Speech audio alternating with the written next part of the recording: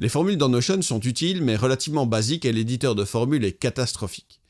Coda va clairement plus loin et propose des formules plus puissantes et un meilleur éditeur. Notion doit-il rattraper Coda ou rester simple? Parlons-en. Pour beaucoup, les formules dans Notion, c'est déjà relativement compliqué. C'est un autre langage, une autre manière de penser, une tournure d'esprit. Le vrai problème, c'est l'éditeur de formules de Notion qui n'aide pas à la lisibilité, à la clarté, à la compréhension. L'éditeur de formules de Coda structure la formule pour vous, surligne par exemple les parenthèses. Les fonctions elles-mêmes sont plus puissantes. Surtout, l'éditeur permet de structurer la formule visuellement. Sans un bon éditeur de formules, la puissance des fonctions n'est rien. Je suis enseignant depuis 20 ans, j'ai construit plusieurs formations sur Notion, Make ou Power Apps, écrit un livre de plus de 250 pages sur Notion et publié des dizaines de vidéos ici sur YouTube pour essayer les gens à s'en sortir avec les outils no-code et d'autres aspects de la productivité. Je veux aussi vous aider à devenir vous-même formatrice, formateur, créatrice, créateur. Bonjour, je m'appelle Vince et bienvenue sur Création.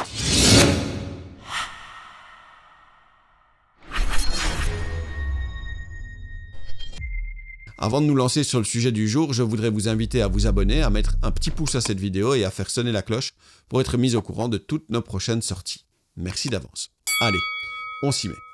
Commençons en douceur avec la documentation des formules. Assez simple et surtout les différences principales entre les deux éditeurs de formules. Première chose, dans les deux cas, on a un assez beau listing des formules qui sont disponibles. Donc coda.io/formulas, on voit qu'il y a quand même beaucoup de choses différentes. On a beaucoup de possibilités. On a vraiment beaucoup plus de formules disponibles que dans Notion. Évidemment, comme toujours, et comme on l'a déjà dit dans la précédente vidéo, chez Notion, les choses sont plus simples, elles sont plus abordables, elles appellent à un public sans doute peut-être un peu moins technique. Clairement, Coda va plus loin et donc forcément a plus de formules, c'est forcément plus complexe aussi.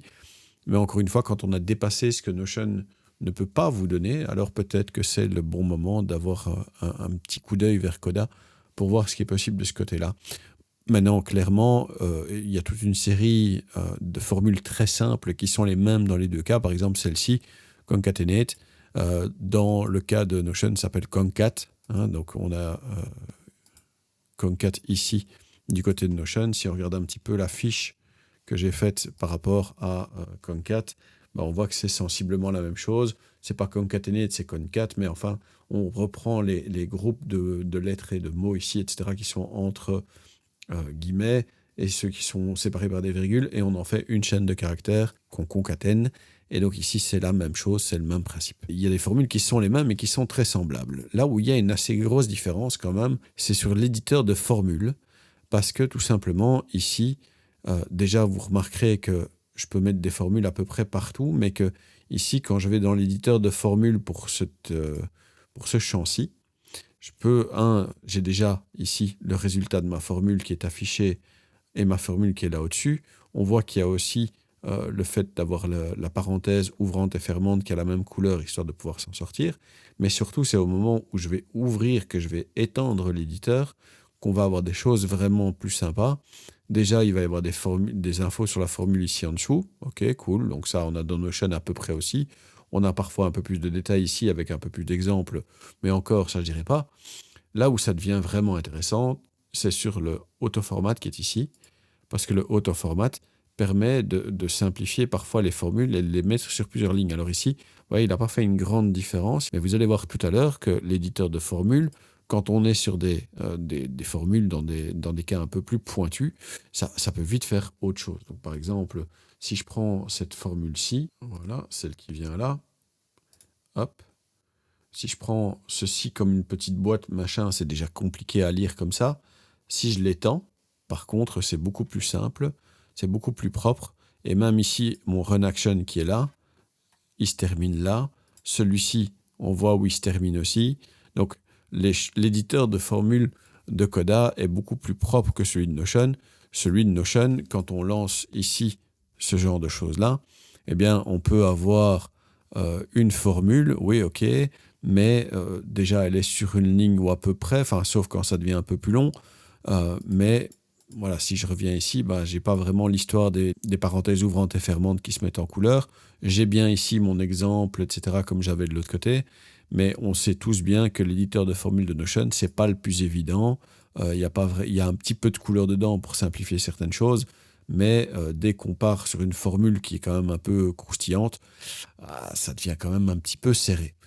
Si vous voulez démarrer en douceur avec les formules dans Notion, j'ai un grimoire des formules qui peut sans doute vous aider. Avec la communauté, nous lançons aussi très bientôt formule.notion.site, un espace Notion qui reprend toutes les formules avec des exemples pratiques. Attachons-nous maintenant à des formules où réellement l'éditeur de formules de Coda montre ses avantages principaux. Pour donner quand même un exemple, on a un if dans Notion et dans Coda qui est à peu près le même. Donc un if, c'est quoi ? C'est le fait d'avoir premièrement une condition, et puis si la condition est respectée, on a un résultat, et si la condition n'est pas respectée, il y a un résultat ici aussi. Et donc on a ce genre de choses-là dans Coda aussi, évidemment, mais ça va peut-être parfois un petit peu plus loin. Et si je prends par exemple cette formule-ci, eh bien on a à l'intérieur d'autres fonctions qui sont possibles, et on peut appeler ici une fonction à l'intérieur qui permet par exemple de récupérer directement le logo d'une URL. Et donc en fait ici, l'URL qui est rentrée, c'est l'URL de notion.so, donc le site de Notion. Et ceci est le résultat et l'icône qui est renvoyée par cette fonction, par en fait ce petit paquet, cette petite fonction additionnelle qui a été créée par quelqu'un d'autre que Coda.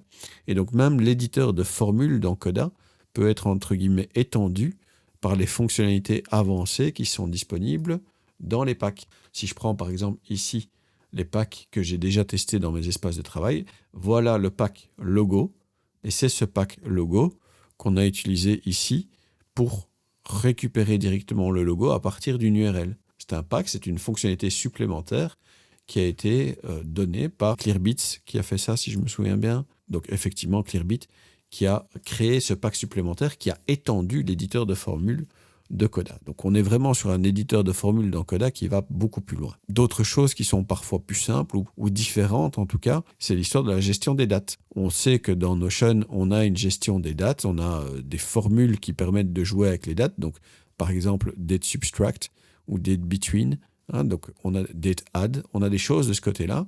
Dans Coda, les choses sont peut-être encore plus simples, parce que ici par exemple, c'est la date de publication de la vidéo.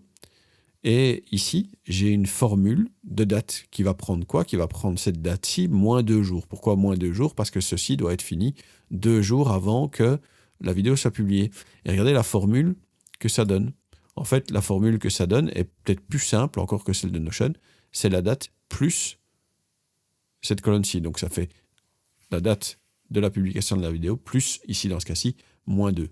Alors plus moins 2, c'est un peu, voilà, mais enfin, si on a fait des maths, on sait que plus moins 2, ça fait moins 2. Et donc, pas besoin d'un date add ou d'un date subtract ou d'un date machin. On prend ça et on réduit de 2 jours, par exemple, ici, dans ce cas-ci. Donc ça peut être quand même assez sympa et assez... c'est facilité quand même dans Coda, la gestion des dates. Qu'est-ce qui n'existe donc que dans Coda ? Comme je le disais, cette histoire d'éditeur de formules qui est augmentée par des packs, par des fonctionnalités avancées qui sont offertes par d'autres éditeurs. Donc ça, déjà, c'est assez énorme. Et puis aussi, tout simplement, le fait que dans certaines formules, on puisse aller beaucoup plus loin et créer, par exemple, des lignes ou modifier des lignes dans d'autres tables, simplement avec une formule. Et donc, par exemple, ici, au niveau de l'automatisation qui vient ici, ceci n'existe pas dans Notion. Qu'est-ce qu'on me dit ici ? Run Actions. Run Actions, ça veut dire que déjà, quelque part, je peux faire plusieurs formules les unes derrière les autres. Je peux faire plusieurs actions les unes derrière les autres. Et donc ici, j'ai un add row. Et ce add row, ça veut dire que je vais ajouter une ligne ou ça. Dans ma table, et ça se voit bien ici derrière, on voit la petite icône. Dans ma table flux de production, je vais créer dans flux de production tâche, donc dans la colonne tâche de flux de production, le truc qui s'appelle tweet, une ligne qui s'appelle tweet.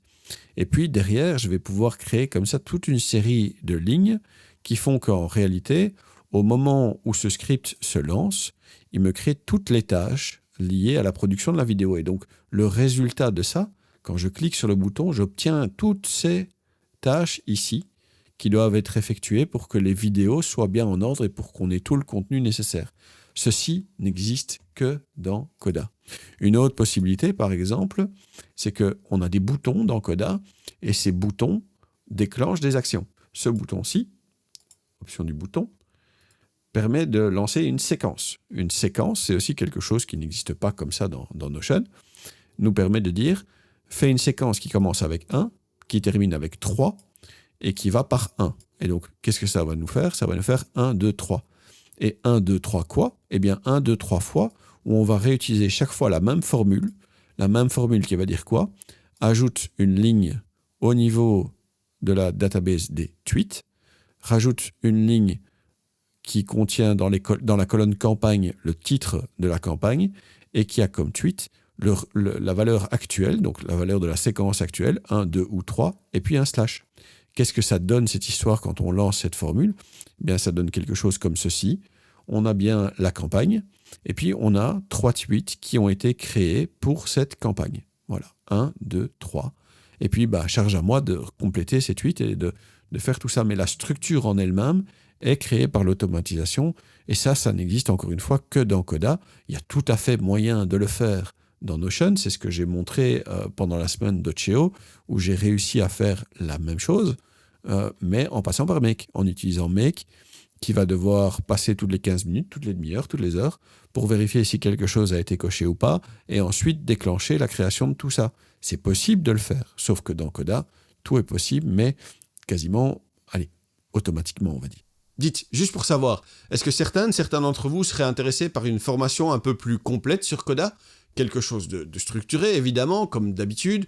Vous me dites ça en commentaire? Merci. Finalement, partons dans le délire total, je vais vous montrer quelques utilisations de formules impossibles dans Notion, mais qui simplifient tellement la vie. Une autre chose qui est étonnante, c'est que tout simplement, on peut mettre des formules un peu partout. Donc je peux mettre des formules dans toutes les colonnes, y compris dans la colonne de la clé primaire, par exemple. Et donc, le fait de pouvoir ici ajouter dans n'importe quelle colonne une formule, même si on voit bien ici que c'est la colonne primaire, que c'est la clé primaire, je peux lui ajouter une formule quand même pour faire toutes sortes de choses. On fait ce qu'on veut derrière. Là où, encore une fois, Notion, c'est pas possible. Donc, dans cette colonne-ci, la colonne primaire, la clé primaire, c'est une colonne title qui ressemble à du texte et avec laquelle on peut absolument rien faire, même pas la compléter automatiquement en fonction des autres colonnes qui sont à côté. Réellement, la possibilité ici, grâce à ce bouton, de commencer à créer toute une série de contenus dans les colonnes au niveau d'une autre base de données, c'est quand même déjà assez énorme. Ça nous fait ici 27 tâches à effectuer dans la table ici production. L'histoire de la séquence qui fait que quand on appuie ici sur le bouton, ça lance une formule et que cette formule regroupe tout ça, c'est assez énorme. Même chose ici par exemple pour min. Min, c'est quoi? Ça regroupe les 3 tweets pour en faire un petit contenu qui dure moins d'1 minute. Donc ça fait une sorte de script que je pourrais utiliser pour un short, pour un reel ou pour un TikTok. Le bouton est disable, donc il n'est pas actif le bouton parce que j'ai déjà créé min pour cette ligne-ci, pour cette campagne-ci, j'ai déjà créé min. Comme ici, j'ai déjà créé des tweets, donc c'est plus actif non plus. Qu'est-ce que ça donne ici au niveau de la formule? Je rajoute des lignes dans la table des minutes, celle-ci, où je vais reprendre le texte de la campagne, mais surtout après, je fais même un regex pour remplacer quoi? Pour remplacer en fait chaque fois le nombre avec le slash qui est derrière. Je vous ai montré tantôt, les tweets, ils ont 1, 2, 3. Et puis, qu'est-ce que je fais? Je reprends en fait tous les tweets pour en faire un seul petit contenu. Et donc ici, par exemple, ceci est entre guillemets la concaténation des 3 tweets que j'avais créés pour cette vidéo-là. Et ça, ce sont des choses que Notion n'est pas encore capable de faire. Voilà, ça peut être assez impressionnant. Je ne sais pas en quoi Notion peut s'approcher de tout ça, mais c'est vrai que pour quelqu'un qui est un peu plus technique, ça peut vite devenir complètement dingue. Mais Notion a cette force de rester toujours simple. Et ça, quelque part, ça s'apprécie aussi. Alors, vous en pensez quoi de ces formules et surtout de cet éditeur de formules? Pas mal, non? Dites-moi si vous avez des envies folles, des besoins essentiels, des formules que vous ne pourriez pas créer dans Notion et qui vous semblent peut-être possibles dans Coda. Encore une fois, je m'appelle Vince et je vous remercie d'avoir regardé cette vidéo. N'oubliez pas d'aimer, de commenter, de partager, de vous abonner et de faire sonner la cloche. Soyez sympa dans les commentaires parce que les trolls, c'est uniquement chouette quand ça danse, ça chante ou ça fait des câlins. Puissons-nous nous revoir bientôt. Merci et au revoir.